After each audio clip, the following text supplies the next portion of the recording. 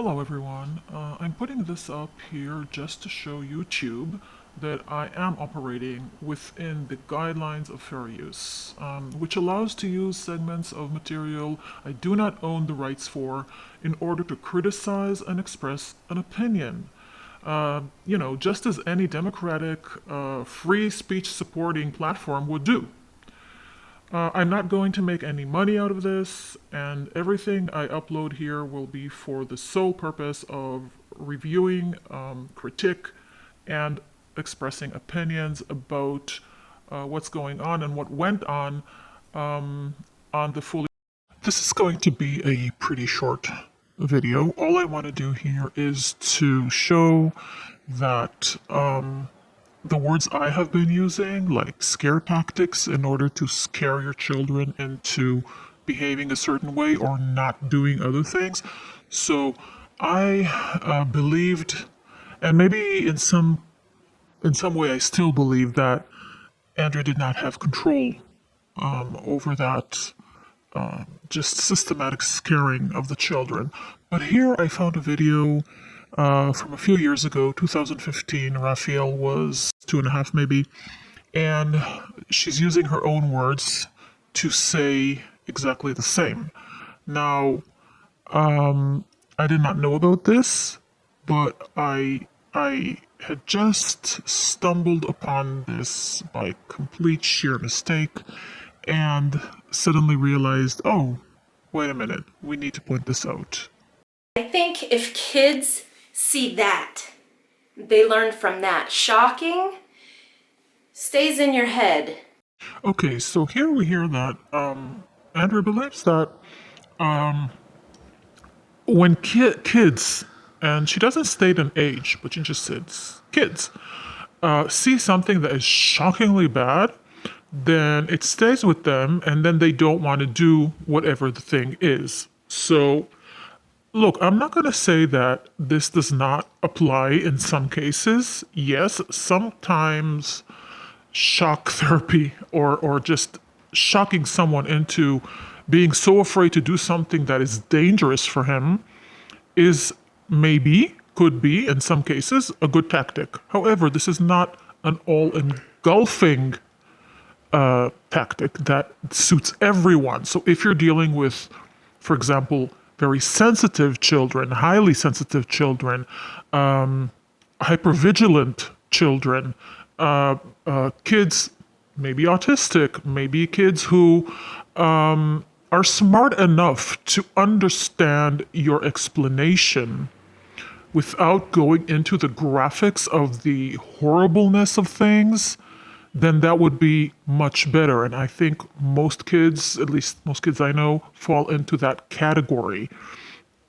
You can explain the dangers without traumatizing kids, because when you are a very sensitive child who is very much aware of everything and takes things much more deeply into their consciousness than others, and children do different in those things, then you're creating a solid base of fear that is not based on anything but whatever you want them to be afraid of.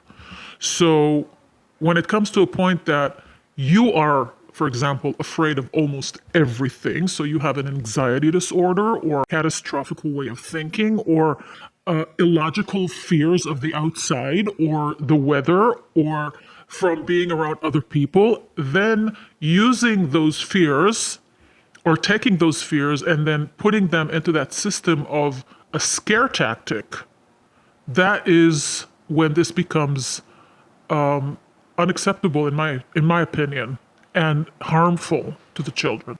When I saved my tooth, my rotten tooth in the back, that's going to be a scare tactic. So Raphael brushes his teeth.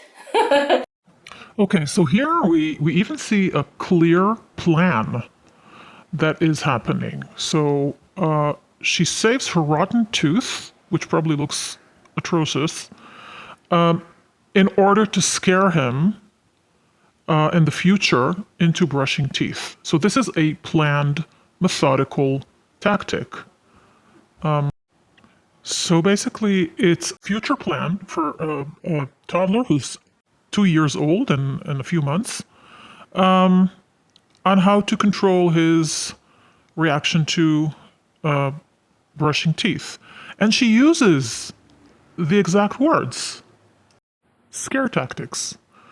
Even that, that way of speaking about it as an educational tool is, to me at least, a bit off. He's only 2.5 years old.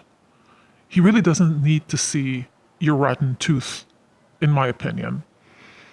She goes on to talk about how she told Zeb as well about how bacteria lives on their teeth and poops on their teeth, and what happens when that occurs, etc. Now, for me, like for example, if I'm talking about myself, I was a hypersensitive child.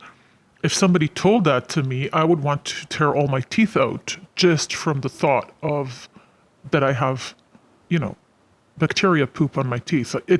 I would be too young to understand that.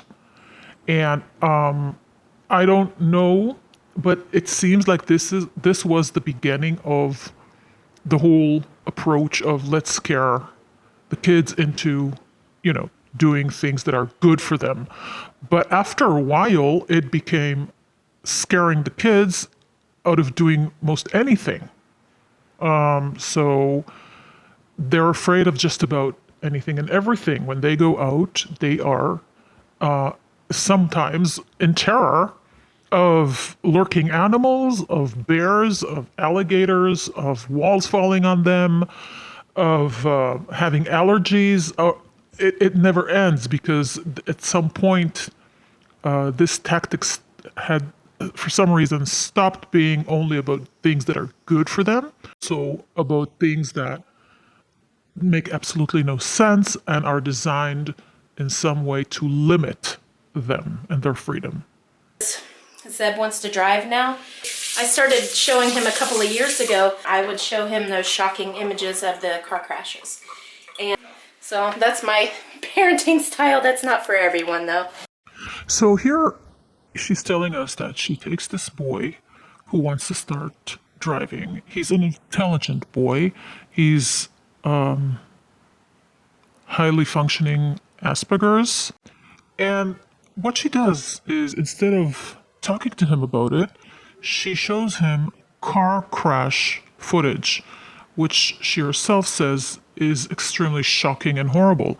Now, I cut the video because I don't want to overdo with the amount of footage that I put up here, but what she says here is that she goes on to say that that's not for everyone because some parents do not want their children to see such horrible images.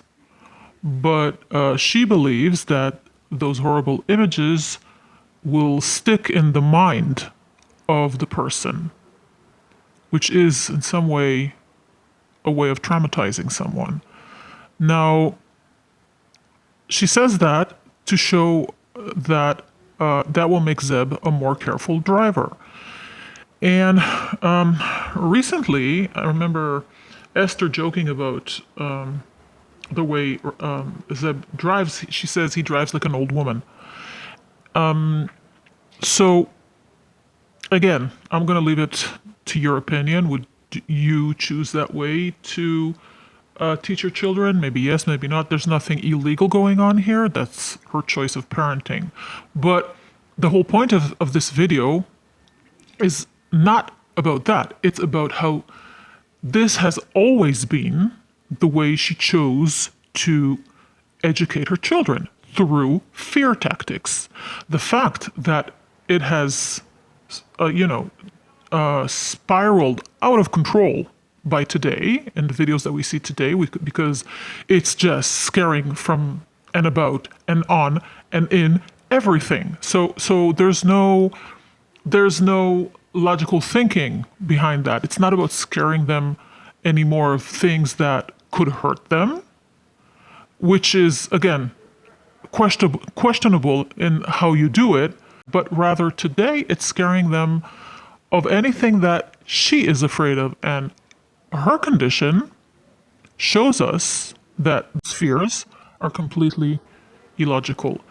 And they will cause the children, in my opinion, to be much more susceptible to developing further fears because that mechanism has already been built inside them from a very, very young age. So at some point, you internalize that voice of scaring. You don't need to hear it from your parent anymore. You already hear it within your own head. And that can limit somebody's life to great extents. And it can also be in the root of a lot of depression, and that will eventually come about. Anxiety disorders, phobia disorders, etc. It can cause so many things, but the real thing here at the end of the day is control. Because when children are that afraid, they are very easily controlled. And that's the point of this video. Thank you.